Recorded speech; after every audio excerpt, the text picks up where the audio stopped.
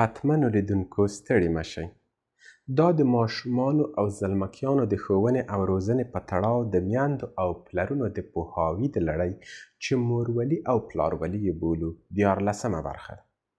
په دې خپرونه کې د مخکنۍ هغې په څیر د مور و ماشوم پر اړیکه، د ماشوم پر ودې او روغتیا باندې د مور د شیدو پر اغیزو او اړوندو موضوعاتو یو څه په تفصیل غږیږم. هیله ده چې تر پایه مې ملتیا وکړئ. ماشوم ته باید په لومړنیو 2-3 ورځو کې له 8 څخه تر 12 ځلو پورې تای ورکړل شي چې د مور په تیو کې د شیدو چینې په بشپړه توګه فعالې او په کار پیل وکړي او وروسته ماشوم د شیدو له کمښت سره مخامخ نشي. په دې برخه کې مناسب خواړه او په تیره بیا پریمانه اوبه او نور مایعات ډیره مرسته کولی شي. د مور په شیدو کې باید د اوبو کچ 80% وي، ځکه دا د ماشوم د بدن د اوبو د پوره کولو یوازینۍ سرچینه ده. له همدې کبله که ماشوم د مور په شیدو موړ وي، اضافي اوبو ته اړتیا نه لري. خو که د مور شیدې یې لږې وي، د ماشوم په بدن کې اوبه کمیږي، اوبه یې نه پوره کیږي او ماشوم د بې سده کېدو، کوما او حتی مرګ له ګواښ سره مخامخېدلی شي. ځکه نو میندې باید ډېرې اوبه او مایعات وڅښي چې شیدې او په شیدو کې اوبه یې ډېرې شي. که یو تی بشپړ ورودل شي او تش شي، بیرته ژر له شیدو څخه راډکېږي. له همدې کبله میندو ته سپارښتنه کیږي چې ماشوم ته د یو تی تر هغه وخته پورې ورکړي چې بشپړ یې تش کړي، بیا یې د بل هغه ته واچوي.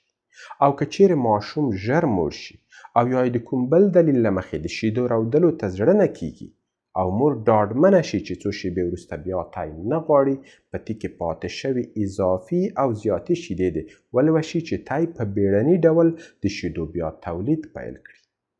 د شیدو ورکړې په وخت د ماشوم سر او د مور تی باید داسې حالت ولري چې ماشوم په اسانۍ سره د تی څوکه په خوله کې ونیولی شي، بشپړ رودل وکړای شي، په غاړه ورمیږ او پوزه یې زور رانشي او تر ټولو مهمه دا چې له شیدو سره هوا تیره نه کړي.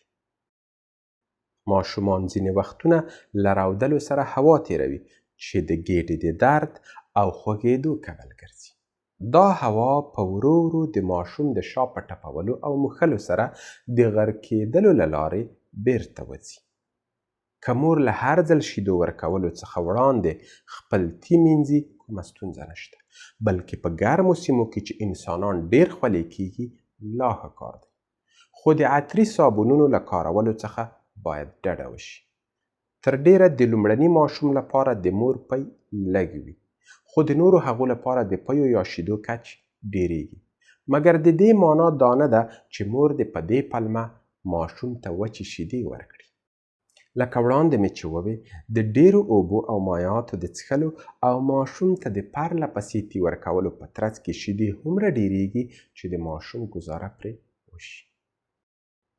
ځینې نوې مور کېدونې ښځې د خپلو تیو او یا هم د ټول بدن کوچنیوالي ته اندېښمنې وي او فکر کوي چې واړه تی به هومره شیدې جوړې نشي کړای چې ماشوم یې ورباندې موړ شي. د شیدو کچ د مور د بدن او تیو په لویوالي او کوچنیوالي پورې اړه نه لري. واړه تی او له جسمي پلوه وړه مور هماغومره شیدې تولیدولی شي څومره چې د غټو تیو لرونکي مور تولیدوي. په هر حال له ټولو پاملرنو سره بیا هم ماشومان د ژوند په لومړۍ اونۍ کې د خپل بدن له 5 څخه تر 10 سلنه پورې وزن له لاسه ورکوي. دلیل یې دا دی چې له یوې خوا د مور په تیو کې بسنده شیدې نه وي، له بلې خوا ځینې ماشومان د ښه رودلو او ځان مړولو بشپړه وړتیا نه لري او پر دې برسیره ماشومان په لویه پیمانه اوبه اطراحوي. له ښه مرغه چې ماشومان په 2 اونیو او یا حد اکثر 20 ورځو کې دا ستونزه هواروي او بیرته خپل وزن د زیږ مهال وزن ته رسوي.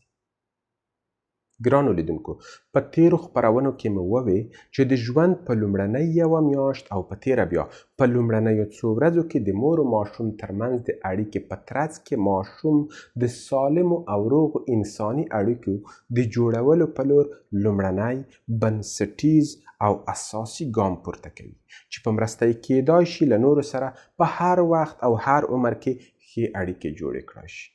همداراز مې یاده کړه چې دا لومړنی خوند، رضایت، مینه او خوندیتوب په راتلونکي کې د انسان د فیزیکي، جسمي او جنسي اړیکو لپاره بنسټ ګرځي.